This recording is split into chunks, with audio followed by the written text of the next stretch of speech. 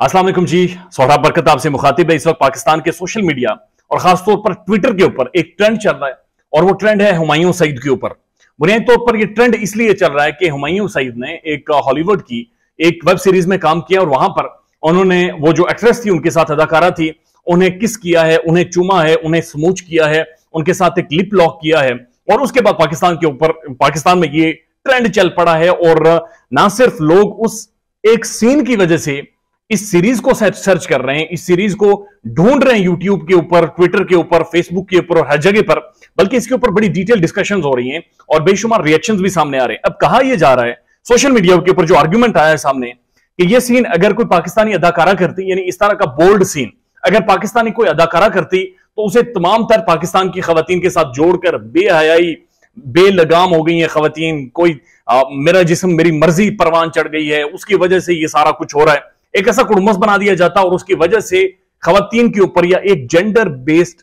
Targeted campaign चलाई जाती पाकिस्तान के अंदर। यह बुनियादी तौर पर आर्गुमेंट पेश किया जा रहा है, डिस्कस किया जा रहा है। मैं आपको एक चीज बड़ी क्लियर बताता हूं कि शोबिज या जो भी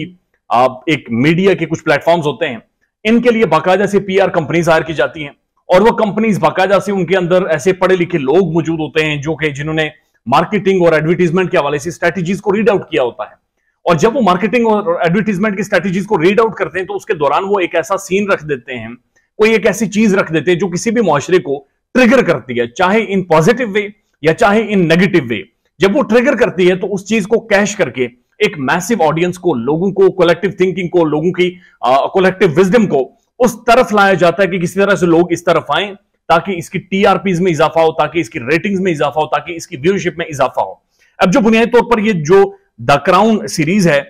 ये लेडी डियाना और डॉक्टर हसनात जिनका ताल्लुक पाकिस्तान में जेलम से है, उनके ऊपर फिल्माई गई है और ये बहुत ही एक इंटरेस्टिंग स्टोरी है। ये स्टोरी वो बताती है कि कैसे पाकिस्तान का एक डॉक्टर, एक जिसका ताल्लुक एक लोअर मिडिल क्लास से था, उससे एक प्रिंसेस, एक शहजादी, बकिंगम पैलेस की शहजादी, बर्तानिया के अंदर की शहजादी, बर्तानिया जो दुनिया की सबसे तवील तरीन डेमोक्रेसी है, वहां पर आज भी जो बादशाहत है वो मौजूद है और वहां की सबसे खूबसूरत शहजादी, सबसे खूबसूरत प्रिंसेस लेडी डियाना किस तरह से उसकी मोहब्बत में गिरफ्तार हो जाती हैं। और आपको याद होगा कि लेडी डियाना वो पहली खातून है जिन्होंने इस बादशाहत में जो बर्तानिया के अंदर है और वहां पर बकिंगम पैलेस के अंदर जो ये रॉयल फैमिली है, इनसे बुनियादी तौर पर वो रिबल हुई थी, उसने इनसे बगावत की थी और इसने कहा था कि मैं जिंदगी वैसे नहीं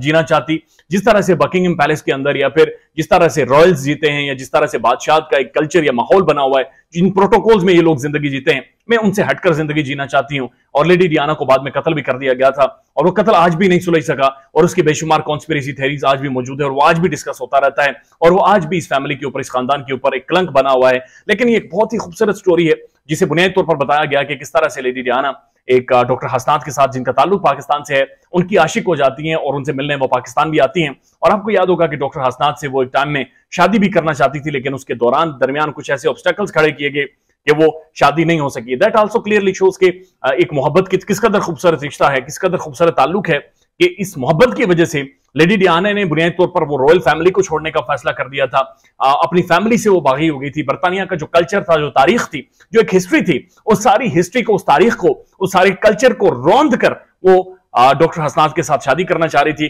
जिनका ताल्लुक बुनियादी तौर पर पाकिस्तान में जेलम से है। लेकिन बदकिस्मती से वो नहीं हो सका और लेटर ऑन लेडी डियाना की जो लाइफ है वो भी बहुत ज्यादा मुतासिर हुई और बाद में उन्हें मार भी दिया गया था। उसके साथ साथ जॉयलैंड अगेन पाकिस्तान में बैन हो गई है और इसके अंदर भी ये इल्जामात लगाए गए हैं, इसके अंदर कुछ ऑब्सीन सीन है, कुछ ऐसे सीन्स हैं, कुछ ऐसी वीडियोग्राफी की गई है जो इस माशरे के लिए या लोगों के लिए ठीक नहीं है। लेकिन आप अंदाजा लगाइए कि सिर्फ उस एक स्मूच की वजह से, उस एक पप्पी की वजह से, उसे किस की वजह से पाकिस्तान के अंदर, पाकिस्तान के ट्विटर के अंदर और पाकिस्तान की जो यूथ मौजूद है बल्क में, जो 60-70% है, उनके अंदर ये डिबेट शुरू हो गई है कि आखिर क्या हुमायूं सईद को ये करना चाहिए था या नहीं करना चाहिए था, और जिसकी वजह से इसकी टीआरपीज और जो रेटिंग्स हैं वो इस पर इस वक्त छप्पड़ फाड़ रही हैं और लोग ढूंढ ढूंढ कर इसे देख रहे हैं। ख्याल रखिएगा अपना। अल्लाह हाफिज़।